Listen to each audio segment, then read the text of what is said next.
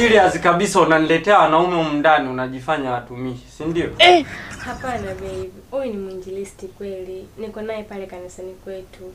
Leo nimemuomba hapa aje kutuongezea sala ya toba. Mtumishi. Hiyo miguu hiyo umekanyaga hapo mtumishi.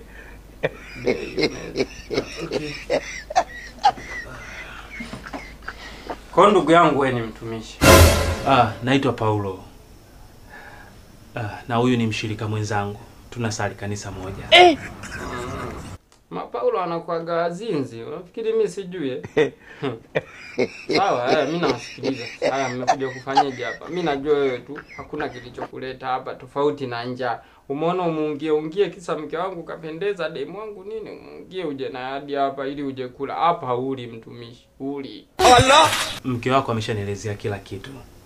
Kwa hiyo kaniambia kuwa mnasumbuliwa na ndoto mbaya usiku, ndoto za majinamizi. Sijiunge nionyesha chumba ili tuanze maombi. Niki hapa mtumishi. Basi twende. Kirahisi tu mnaenda. Basi tuongozane nipende. Haya maombi yana utaratibu wake. Tunaenda zamu kwa zamu. Kwa sasa ni zamu ya mke wako. Zamu yako ikifika tutaenda. Yaani zamu mimi mnanitenga kwenye maombi, sio? Hapana. Maombi ya leo nimeandaa special kwa ajili ya wakina mama. Wewe ni mkina mama? Yaani shida sio maombi special. Wewe ni mkina mama? Bwana, kama hauna imani na maombi yangu, sema. Kuwa na imani basi. Twende ukanionyeshe chumba.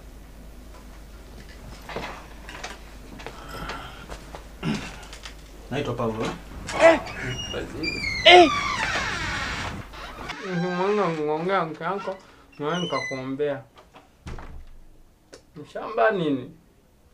Ndio ukakuta watu wanajifanyaga maombi au kutana date yao. Jau. Mtu kirahisi tu eti mimi.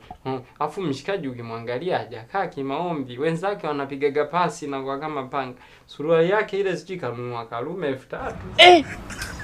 Yaani mtu anakuletea tu anauma anakuambia maombi. Wewe maombi gani? Maombi gani usiku? Kwani nifiche uchawi huyu wangu wa halali, penzi chachuka chumbani na mnajua silali. Nifiche uchawi bwana huyu wangu wa halali, penzi chachuka chumbani na mnajua silali.